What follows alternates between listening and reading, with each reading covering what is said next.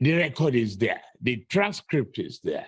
So in March 1952. Wow, is this not a true confirmation that Bola Ahmed Tinubu was never admitted to Chicago State University? In fact, this is enough proof to any lawyer to present at the courts. Bola Ahmed Tinubu was reading from a script, and one will wonder, who will ever, if not that you are dubious, forget his DOB, date of birth? Is it possible for you to forget your date of birth? Maybe your siblings, maybe that of your dad or mother. But what about yours? It is something that nobody forgets, particularly if you are reading it on a script. Moreover, if you are even reading on a script and it is not correct due to some, discrepancies here and there, omission, alteration, error, whatever it is that happened on that your script, once you get to that point of DOB, date of birth, automatically that consciousness kicks in and you will want to correct that DOB. Now, there are those who are talking about dementia, which cannot be ruled out, but do you think that people forget their DOB even when they have dementia? Of course, it's possible that people will forget some of this, but he was actually reading this on a script. So we'll have to erase the part of dementia. Now, if we are to look at the issue of dementia, how are you comfortable handing your government, the highest seat of power, to a man who has cognitive issues? I am not saying this to ridicule people who have dementia, probably as a result of old age or some illness, but how are we comfortable? Now, if we are to look at the transcript provided, the DOB there is 3rd 29 1954.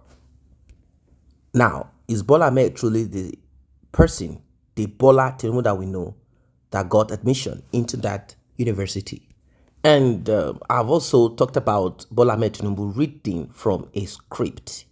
He could not by himself speak about some very familiar, supposedly, CV of his life. Well, let us say it is allowed. It's not everyone that can, speak without recourse to a note or to a script. It's okay. But why are there errors as regards the DOB in what he's reading? Now, the question I'm sure a lot of you are asking is, where then did Bola Ahmed Tinubu get those documents that he presented all through his journey in life? Because Chicago State University, during their oral deposition, said Bola Ahmed Tinubu never requested, and also the certificate that is being paraded is not from them, never originated from them, probably from a vendor here and there. And we heard a man who came up with this argument saying that one thing Nigerians need to know is that in that certificate, because it's ceremonial, you even have the right to redesign it to your own taste. That is the truth. What is important is the transcript. Redesign it to your own taste. Absolutely.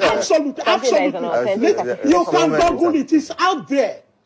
They advertise it out there in the US. If you have lost your certificate, we can get it back for you. I just explained that to you now. You say they're wise. To us that he didn't go to a primary school. Is that what you're saying? In those days, you don't have to go. You don't have to. You read and pass GC from home. Great men do. What? Secondary school? The secondary school, that's GC now. Man! What type of plane is this? Yeah. Yes, they pass it from home. Yes, great men do. It is fact, it is one of the virtues that you use to know great men. Hey! That they read from home. They read and dug in and bought the midnight oil from home. Shut up. This, I believe, is the last straw and also the last strand of rope that Atiku Abubakar, who actually started all of this investigation, will be clutching at. Atiku Abubakar does not have any shot at the presidency. After 8 years, what will become of him? Probably some health issue that he already has manifesting will become much more grievous and he won't be able to handle it anymore. He is not hoping to become president after 8 years. He wants to be president now. That is the reason why Atiku Abubakar is pressing, and he is hoping that the Supreme Court will do the needful and not come up with some technicalities. That seems to be the bane. They might begin to say, oh, due to this and due to that, they will find a way to hide it, and you will realize that the judge, all of a sudden, has become Bola Ahmed Tinubu's lawyer.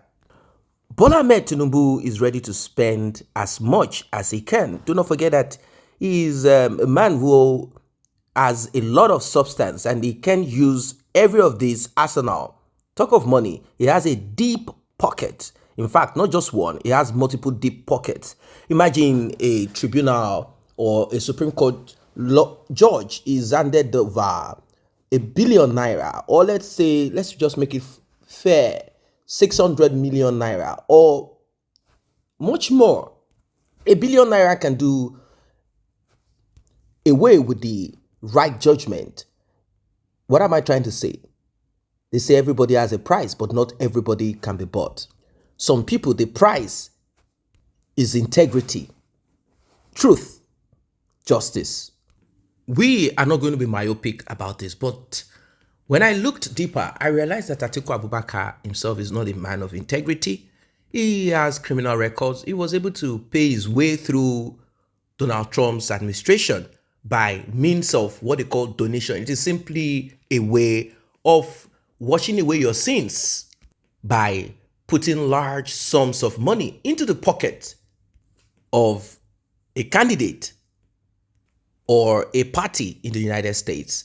As you can see, it's not everything you hear about the West. When I say the West, I mean Europe, America, Australia, Canada, etc. It's not everything you hear about them that you should, believe and embrace, thinking that 100% they are people of integrity. Atiku Abubakar should not have been allowed to visit the United States based on the criminal allegation that has been put forward. But he got a one-way visa. He went to the United States because some people lobbied, saying that, he might end up becoming president. So what will become of the relationship between Nigeria and the United States? Why don't we allow him come in and let's see how it works?